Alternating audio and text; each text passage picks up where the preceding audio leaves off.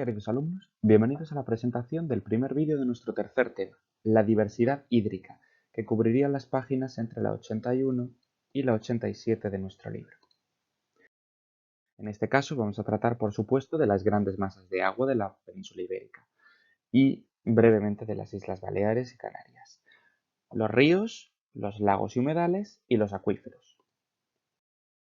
Comenzando por los ríos, tenemos que tener en cuenta diferentes cuestiones. En primer lugar, la cuenca hidrográfica a la que pertenece, es decir, de qué río principal dependen y cómo se unen sus afluentes. Y también las características que tienen estos ríos, si varía su caudal, si tienen mayor o menor fuerza erosiva, etc. Esto depende de distintos elementos, como por ejemplo el tipo de roca. Un río en un paisaje arcilloso como este no se va a comportar igual que un río en un paisaje silicio. Y también depende del clima y de la zona. Un río del Mediterráneo va a tener unas características muy diferentes a un río del clima oceánico. Finalmente, el tercer factor que influye sobre los ríos es la actuación humana, que puede construir embalses deteniendo el flujo de los ríos o desviarlos haciendo que abandonen su cauce habitual. Y por supuesto las catástrofes naturales que pueden causar inundaciones o sequías. Por lo tanto, el relieve distingue entre cuencas, es decir, el río principal y sus afluentes, y vertientes, es decir, todos los ríos que desembocan en un mismo mar u océano, e influye en la erosión. Una zona más montañosa, con mayor inclinación, causará que el río sea mucho más erosivo. El régimen, según sea pluvial o nival, es decir, que reciba agua de la lluvia o de la nieve, y permite o no fabricar obras hidráulicas. Una presa, por ejemplo, solamente se va a hacer en una zona montañosa.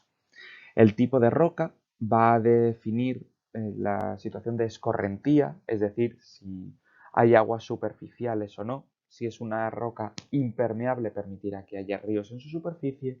Si es una roca permeable, facilitará que se infiltre y cree, por ejemplo, acuíferos subterráneos. El clima varía tremendamente en los ríos, fundamentalmente por las precipitaciones, pero también por la evaporación. Afecta al caudal, es decir, a la cantidad de agua que lleva el río, a las variaciones. No es lo mismo un clima como el oceánico, que es mucho más regular, por lo tanto, el río va a ser igualmente muy regular en la cantidad de agua que lleva, y a la evaporación, es decir, a la cantidad de agua que pierde por haberse evaporado debido al calor. La vegetación, que está por supuesto muy relacionada con el clima y con la humedad, influye en la evaporación. La presencia de plantas puede hacer que el río se evapore menos porque al cubrir el cauce con sus hojas limita la insolación. Limita además la erosión, pues sujetan la tierra con las raíces y por lo tanto evitan las inundaciones. Por el contrario, las zonas más deforestadas hacen que sea mucho más fácil que haya inundaciones en esas zonas o que haya corrimientos de tierras o arrastramiento de lodos. Finalmente, la acción humana, que construye obras hidráulicas, acumulando, variando, desviando el caudal de los ríos, que se abastece de ellos, haciendo que se reduzca la cantidad de agua que llevan y que afecta a su regularización, por ejemplo, con la construcción de presas. Las principales cuencas hidrográficas de la península ibérica son las siguientes, que se corresponden con los ríos y sus afluentes. Tenemos, por ejemplo, la cuenca hidrográfica del Ebro, con todos los afluentes y subafluentes que tiene. Por lo tanto, todas las cuencas fluviales están drenadas por un río principal, es decir, todas ellas, las que tienen nombre de un río al menos, son áreas cuyas aguas desembocan en un río principal, aunque hay algunas como la cuenca interior de Cataluña o la cuenca vasca o la cuenca andaluza, que por tratarse de ríos mucho más cortos y aislados entre sí, no tienen un único río principal. Están separadas por divisoras de aguas, que son básicamente montañas, que hacen que las lluvias que caen a un lado vayan a un río y las que caen al otro vayan al otro lado del río. Y forman redes jerárquicas, es decir, un río principal que a su vez tiene una serie de afluentes que desembocan en él y una serie de subafluentes que desembocan en estos.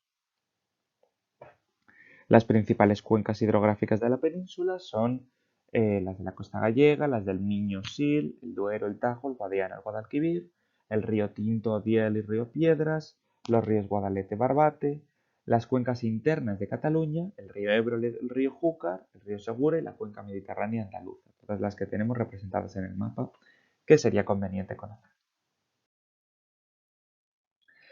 Aquí vemos un mapa de la escorrentía, es decir, de la cantidad de agua que fluye por la superficie terrestre en función de, al año, que evidentemente depende del clima. En los climas más húmedos esta va a ser muy superior. Distinguimos además tres grandes vertientes hidrográficas, que son tres grandes zonas en las cuales nos encontramos ríos que desembocan en un mar u océano. Vemos que tenemos la cuenca cantábrica, la vertiente cantábrica, la vertiente mediterránea y la vertiente oceánica o vertiente atlántica, que cubre la mayor parte de la península ibérica y la mayoría de sus ríos, precisamente porque, como decíamos, la península ibérica está orientada ligeramente hacia el oeste. Esto va a definir las características de los ríos.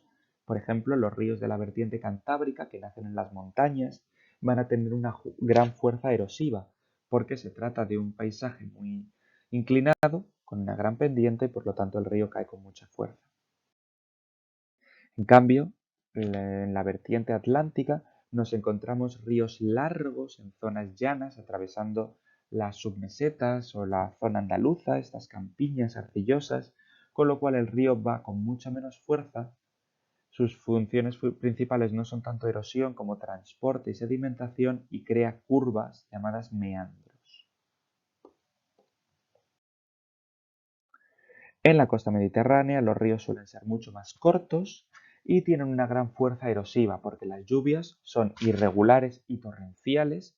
De hecho, algunos ríos como el Júcar pueden secarse en verano, descendiendo enormemente su caudal, que es lo que se conoce como estiaje, y al ser zonas con escasa vegetación y que además han sufrido una intensa deforestación, la acción del río los desgasta con gran fuerza.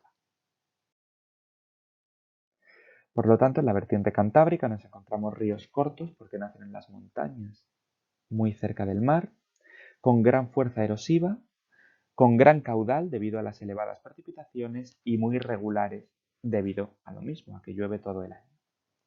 En la vertiente atlántica los ríos son largos, con escasa erosión, porque son zonas muy llanas, con poca fuerza erosiva. Son ríos caudalosos, porque tienen ocasión de que muchos otros ríos se vayan sumando a ellos, con lo cual aumenta su caudal. Son ríos irregulares, porque se trata de clima mediterráneo, con lo cual aumenta su caudal en las estaciones de lluvia. Y tienen grandes estiajes, es decir, pérdidas del caudal en verano, por la falta de precipitaciones y el aumento de la evaporación. En la vertiente mediterránea los ríos son más cortos, nacen mucho más cerca del Mediterráneo, la única excepción sería el Ebro, que es un río muy largo. Tiene una gran fuerza erosiva porque nacen en zonas montañosas, el sistema ibérico, las cordilleras béticas, la cordillera costero-catalana y los Pirineos. Son muy irregulares, como es propio del clima mediterráneo costero, tienen un fuerte estiaje, es decir, un gran descenso del caudal en verano, que puede hacer que el río se seque incluso, y al contrario, en las estaciones de lluvias, como en otoño y en primavera, puede llevar a crecidas catastróficas, profundas inundaciones. En algunas zonas, las lluvias crean torrentes, que son aguas de escorrentía que no son permanentes, no forman ríos, sino que por gargantas o por cañones, cuando llueve fluyen corrientes de agua que están secas el resto del año. Para conocer unos ríos y distinguirlos de otros hay que estudiar el caudal, que es la cantidad de agua que llevan, y se mide en estaciones de aforo, como este de aquí, que son lugares de paso que permiten medir la cantidad de agua.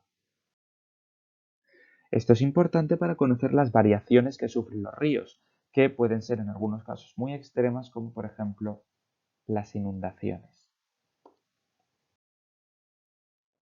El caudal se puede medir de varias formas. El caudal en un punto se mide en metros cúbicos por segundo, es decir, la cantidad de aguas que pasa en un segundo por un punto concreto del río. El caudal absoluto, que es la cantidad de agua que lleva en total este río a lo largo de toda su cuenca, se mide en hectómetros cúbicos. Y el caudal relativo es una forma de poner en relación la cantidad de agua con el tamaño de la cuenca, de forma que un río mucho más largo va a tener con un caudal más ancho, va a tener un caudal relativo mucho más bajo. Son litros partido de metros, o sea, litros por metro, perdón, litros por segundo por kilómetro cuadrado. El caudal suele ser mayor en la desembocadura, salvo en aquellos ríos en los cuales la evaporación sea muy fuerte, y podemos encontrarnos irregularidades. Irregularidades anuales, por ejemplo, que aumente su caudal en las estaciones lluviosas, otoño y primavera, y que descienda en verano, que es lo más habitual de la península ibérica, o variaciones interanuales, porque vengan periodos más secos o periodos más húmedos. Todo esto se representa gráficamente mediante unos gráficos de líneas llamados hidrogramas, que son un gráfico lineal que representa la cantidad de agua que lleva un río a lo largo del año, medido según su coeficiente de caudal, que se calcula dividiendo el caudal medio mensual entre el caudal medio anual. De forma que los valores que sean 1 quiere decir que el mes corresponde a la media, los que correspondan 2 quiere decir que lleva el doble de la media, 3 el triple, 4 el cuádruple, etc. En los hidrogramas podemos distinguir el régimen de un río, es decir, de dónde proceden sus aguas y, por lo tanto, el clima en el que se encuentra. En primer lugar, podemos comentar el régimen nival. Como su propio nombre indica, el agua procede de las nieves, así que va a tratarse de ríos que nacen en las montañas más altas, de mayores de 2.500 metros. Para distinguirlos tenemos que fijarnos en el máximo. El máximo está al final de la primavera, en junio, porque es cuando las nieves de la cima se derriten y todo este agua llega al río y por lo tanto multiplica casi por 4 el caudal. Mientras tanto, tenemos un estiaje, es decir, un descenso del caudal en invierno. ¿Por qué? Porque el agua está congelada, con lo cual fluye muchísimo menos.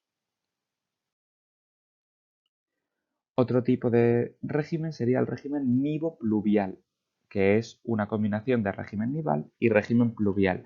Se da en montañas más bajas, en las cuales afectan las nieves, pero también afecta la lluvia. Es en zonas entre 2.000 y 2.500 metros. Tenemos un máximo también con el deshielo, lo que pasa es que no es a finales de la primavera, sino a mediados de la primavera, porque al estar más bajo se calienta antes y se deshiela antes. Pero también tenemos otro máximo secundario en otoño, por las lluvias. Mientras que el estiaje, es decir, las aguas bajas del invierno, son menores, son menos llamativas que en otros momentos. Hay unas suaves aguas bajas en verano, como es típico de la península ibérica, pero muy ligeras. Después, en zonas más bajas, tenemos el régimen pluvio-nival, que es también combinación de lluvia y nieve, pero con mayor importancia de la lluvia. Por lo tanto, vemos que el pico del deshielo se ha adelantado en el tiempo, son montañas más bajas, entre 1.600 y 2.000 metros, con lo cual hace falta que el año esté menos avanzado para que el deshielo se produzca y es menos pronunciado, lo que quiere decir que entra menos agua relativamente hablando debido al deshielo y hay un máximo secundario, pero aún así importante, al final del otoño por las lluvias. En el invierno prácticamente no hay aguas bajas porque se junta casi el máximo del otoño con el máximo de la primavera, mientras que hay un estiaje bastante más pronunciado en verano. de forma que se va pareciendo más al tipo de ríos que nos encontramos en la península ibérica. Aquellos ríos que son meramente pluviales, es decir, que reciben sus aguas exclusivamente de la lluvia, se distinguen en función del clima en el que nos encontremos, que se corresponde con los climas que hemos estudiado, oceánico, mediterráneo, de los tres tipos. El régimen pluvial oceánico tiene unas aguas altas en invierno, fundamentalmente porque es cuando más llueve, y un estiaje bastante abundante en verano. Sin embargo, esto no quiere decir, aunque las aguas bajen mucho, no quiere decir que se seca, porque el caudal total, esto es el caudal relativo, esto es el caudal total, el caudal total es muy elevado, es de los más elevados de los que hemos visto hasta ahora, con lo cual incluso aunque descienda el caudal relativamente, en ningún momento el río se va a llegar a secar. El régimen pluvial propio del Mediterráneo se distingue entre el Mediterráneo puro y el Mediterráneo continentalizado. El Mediterráneo puro es el Mediterráneo costero. Vemos que el caudal es mucho más escaso, son ríos que llevan poca agua y tienen un aspecto claramente irregular, con 3 o incluso 4 máximos, 2 en primavera y 1 o a veces 2 en invierno, perdón, en otoño, con las estaciones de las lluvias, y en verano un descenso muy acusado que incluso puede provocar sequía en el río. En algunos casos, este régimen puede ser modificado por la construcción de embalses. El régimen pluvial mediterráneo continentalizado es aquel que se da en la península ibérica, con lo cual se da una situación curiosa de que es régimen mediterráneo, pero no fluye hacia el Mediterráneo, sino que fluye hacia el Atlántico, que es lo que sucede con, como sabemos, la mayor parte de los ríos de la península ibérica, y desde luego de todos los que nacen en el interior, porque la península está inclinada hacia el oeste. Las características son muy sencillas. Tenemos un máximo, en este caso no están apuntados los meses, pero son los de siempre, un máximo a final del invierno y otro máximo que es prácticamente igual al anterior en otoño, debido a las lluvias, mientras que en verano nos encontramos con un estiaje largo y pronunciado que hace que el río descienda tremendamente en su caudal. También hay un mínimo relativo en invierno debido al anticiclón interno de la península ibérica. Lo que decíamos, la península se enfría, por lo tanto enfría el aire que hace que descienda y por lo tanto las presiones atmosféricas son elevadas, causando un tiempo estable. Finalmente, el régimen subtropical es un nombre engañoso porque el clima subtropical es el de Canarias, pero el régimen subtropical no se refiere a los ríos de Canarias, porque en realidad en Canarias no hay ríos. Se refiere a aquellos ríos del sur de la península ibérica, sobre todo del sureste de Andalucía, del valle del Guadalquivir, de Extremadura, que como vemos tienen un máximo en invierno o finales del otoño y un mínimo, un estiaje muy largo y muy pronunciado de varios meses, que puede ser hasta 7 meses, en los meses de finales de la primavera, verano y principios del otoño. Es decir, el régimen fluvial se distingue nival, pluvial y mixto. El nival depende de las nieves, por lo tanto se da en alta montaña, zonas superiores a los 2.500 metros, tiene un máximo en primavera con el deshielo y un mínimo en verano cuando el agua está congelada. El régimen pluvial se distingue en función del clima. Los máximos y los mínimos son climáticos en función de las épocas en las cuales llueva más o menos en esos climas, y se distingue en el oceánico, lluvioso y caudaloso todo el año, el Mediterráneo puro, muy irregular, con 3 o 4 máximos, el Mediterráneo continentalizado, con largos estiajes, y el subtropical, muy irregular, con unos estiajes muy largos y muy pronunciados. Los regímenes mixtos nivopluvial y pluvionival, en función de si tiene más importancia la nieve o la lluvia, tienen estos dos máximos que se corresponden con el deshielo y con las lluvias del otoño. Finalmente, la parte de la hidrografía que no corresponde a los ríos como tal, sino a otras masas de agua como pueden ser los lagos, las lagunas, los humedales, etc. Estas áreas se caracterizan por una biodiversidad muy rica, especialmente los humedales, que son zonas de terreno cubiertas por aguas poco profundas que en algunos casos pueden llegar a secarse del todo o no en función de las circunstancias, pero que suelen albergar una grandísima riqueza animal y vegetal. Estos pueden ser de distintos tipos, por ejemplo, los que se dan en el interior, las lagunas, las charcas, las turberas, o los que se dan en la costa, como los deltas, las albuferas, los marjales, los estuarios, los esteros, las salinas, o, como en este caso, eh, una marisma, es decir, una zona cubierta inundada por el mar. Los deltas sabemos que se forman por acumulaciones al final de los ríos, cuando el río se abre. Y finalmente tenemos los acuíferos, que son grandes acumulaciones, embolsamientos de agua subterránea, que son en la península ibérica y especialmente en las islas, pues ya que en estas no existen los ríos, sino solamente arroyos intermitentes, los acuíferos son su principal fuente de agua, especialmente de agua dulce. Los acuíferos se forman cuando el agua se encuentra con rocas permeables y por lo tanto se infiltra y se acumula. De esta forma se dan especialmente en algunas zonas de las cuencas sedimentarias, donde no se hayan depositado arcillas sino otros materiales detríticos más porosos, y en las zonas de roca caliza, en esta Z invertida que decíamos, porque se trata de una roca que se disuelve por el agua y permite la creación de cuevas y paisajes kársticos, como habíamos dicho. Las Islas Baleares, fundamentalmente calizas, tienen grandes acuíferos y las Islas Canarias, que son volcánicas y por lo tanto porosas, también los tienen. Mientras que en las zonas arcillosas, la arcilla es impermeable, o silíceas, que son rocas duras que no dejan pasar el agua, se encuentran muchos menos acuíferos. La explotación de los acuíferos además depende de diferentes factores como la disponibilidad de los ríos, las características de los climas, etc.